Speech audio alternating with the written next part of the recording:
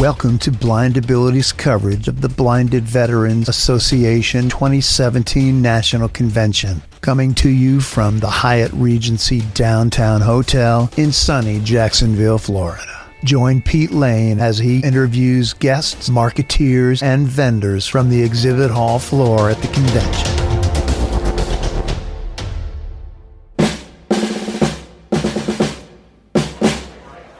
Hi folks, Pete Lane again at the BVA convention here in Jacksonville, Florida. I'm with an old friend, Larry Muffett from the Hadley Institute. Good morning, Larry. How are you? Morning, Pete. It's great to be here. Excellent. It's great to finally put a face, or at least a blur, with a voice. We interviewed Larry and Douglas Walker on BlindAbilities probably a couple of years ago. It's been a while. Love you guys. Love what you do. Larry, you're here with the Blinded Veterans Association. Talk a little bit about why you're here.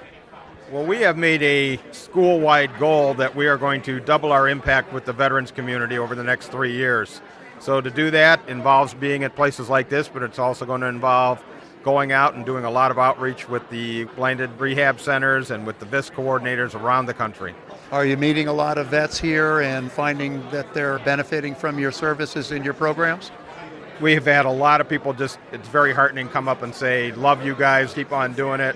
So that's great. Positive standpoint, I brought the same number of course catalogs that I brought the last 2 years. They were gone yesterday, so that's a good thing.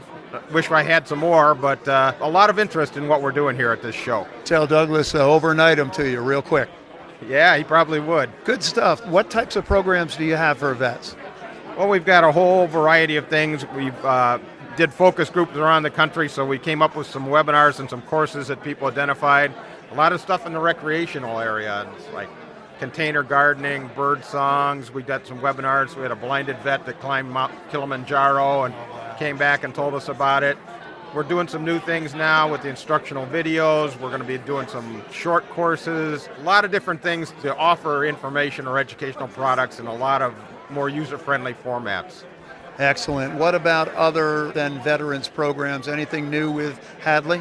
We've got a new initiative on low vision focus. We've got a large community of people, baby boomers like myself, that are getting into that age. We're starting to see a little MACD or a little diabetic retinopathy, and we're trying to do some things, reach out to serve that community. So we've got a series of recordings that people can access easily to show them how to do some things, whether it's cooking or personal appearance or whatever, that are very instructional.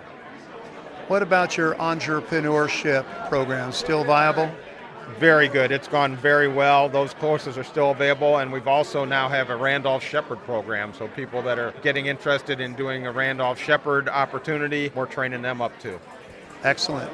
And I know personally that Douglas has been busy with the iFocus videos. What's new with Douglas? He's hard at work on that, and he's in his at-home studio, and he's got a whole variety of those put up, and when they're on the Hadley website, and a lot of people have stopped in to say how much they enjoy those. So. Yeah, Hadley website or on YouTube. You've got your own YouTube channel. If you just search for Hadley Institute, you'll find dozens and dozens of really good instructional videos. Well, I wish you'd say hi to Douglas for Jeff and myself. I will certainly do that. We've been speaking with Larry Muffett. Larry's from the Hadley Institute. And of course, we can find information on Hadley at what website, Larry? Hadley.edu. Excellent. Thanks a million for talking to us. Glad to be here. Thanks, Pete.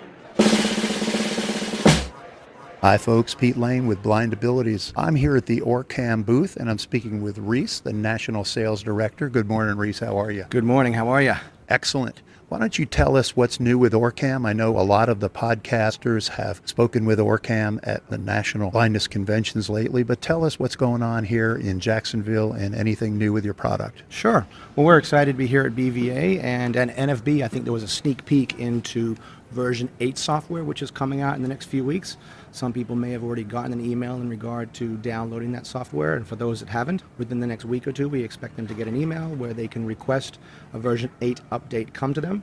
Once they get that version 8 loaded to their Orcam device, there'll be a couple new exciting features they can benefit from. Color identification being one of them, barcode reading being another, also the ability to convert the device over into a Spanish mode, where if it sees Spanish, it will read Spanish back to you. Good stuff. We have an international audience, so that's good information for our Spanish speakers. What's going on here at BVA? Has it been busy for you thus far this week? It's always been busy. We were actually at 11 of the 13 blind rehab centers now that are training on Orcam, with an additional 15 or 20 VAs that are just interested and do a lot of low vision. So they actually have internal trainers. So we've got probably about 25 or 30 blind veterans around with the Orcam on, and so we're talking to them about the new version of software that they'll be getting soon, and explaining to those and their buddies that don't have an Orcam what the benefits of the device are. So we're excited. Excellent, Reese. Any other conventions coming up on your agenda?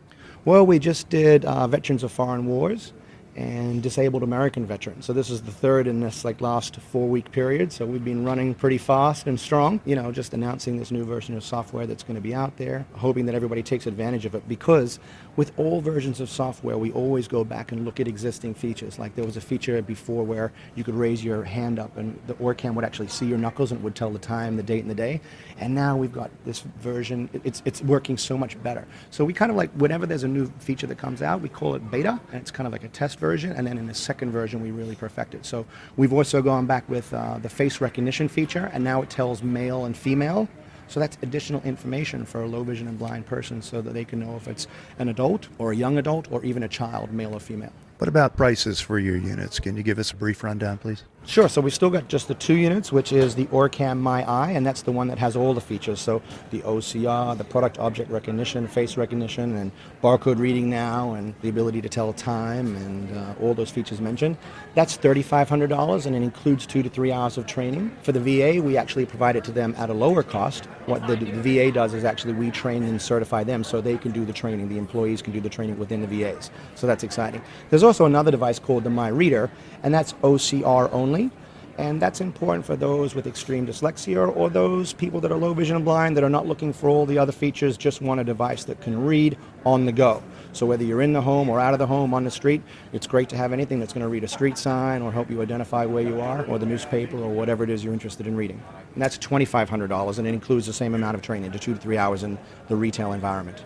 Obviously in the VA, the VA is doing a great job of providing it for veterans. Veterans that are interested should talk to their VIST coordinator, and then they can actually go to any of the blind rehab centers or any of the other smaller VAs, advanced low vision clinics, intermediate low vision clinics that are dispensing the device. Great information, Reese. Why don't you tell us how our listeners can check out Orcam and give us your name and contact information as well? Sure. It's Reese Fulmer, and I'm Sales Director for Orcam Technologies. Probably the best way is to go to the website, so it's www.orcam.com. There's a lot of information there, and there's also information you can fill in if you'd like to get a call back and get more information. Reese, that's great information. Thanks so much for chatting with us. It's always great to talk with Orcam, and have a great rest of the week here in Jacksonville. Thanks so much, and I appreciate you coming by. Our pleasure. When we share what we see through each other's eyes, we can then begin to bridge the gap between the limited expectations and the reality of blind abilities. The realities of blind abilities. Blind abilities. For more podcasts with a blindness perspective, check us out on the web at www.blindabilities.com, on Twitter at BlindAbilities. Download our app from the App Store, BlindAbilities, that's 2 words, or send us an email at info@blindabilities.com. Thanks for listening.